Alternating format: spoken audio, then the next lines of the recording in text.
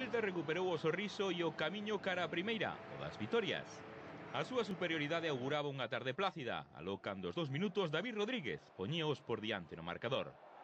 Murillo, improvisado lateral esquerdo, anticipaba cano de David a Fragoso e 1-0. Os galegos non notaron as baixas de Mallo e Roberto Lago. Murillo e Vítor Vázquez cumpriron e o xogo celeste recordou por momentos o das mellores tardes. Capitaneados por De Lucas, só encontraron obstáculo na mala sorte e no colexiado, Sure da Cuenca, moi protestado en Balaídos. Sobre todo cando indicou penalti nesta acción entre De Lucas e de Lesma.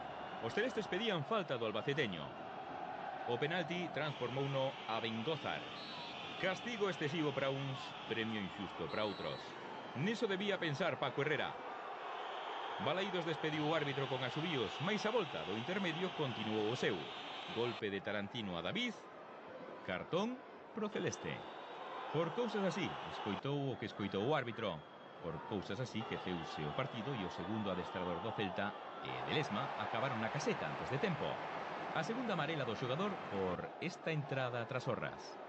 Coa superioridade numérica e a presenza de Joan Tomás, Abalo e Aspas, o Celta revolucionou o choque. Tras Orras, mete para David e gol de Joan Tomás. Era o minuto 77. A banda dereita galega foi como un ciclón, asoballadora. Unha hemorraxia de fútbol.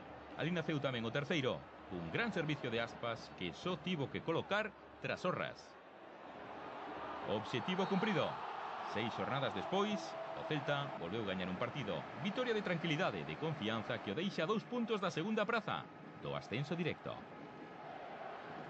Se pueden equivocar, pero solo hay que saber de fútbol. Si le están bloqueando a nuestro jugador para que remate el de atrás, es falta de ellos, de toda la vida. Pero bueno, si no ven el fútbol y son árbitros porque tienen que pitar solamente, pues eso es lo peor de todo, que le preguntas y sale corriendo porque no sabe ni qué decirte. Me pegan un codazo y me llevo yo tarjeta, pues bueno, será por tonto además. Indignación e as protestas dos vigueses. Despois escoitarán, sobre todo, a David Rodríguez moi enfadado coa labor do colexiado. O mellor, o triunfo.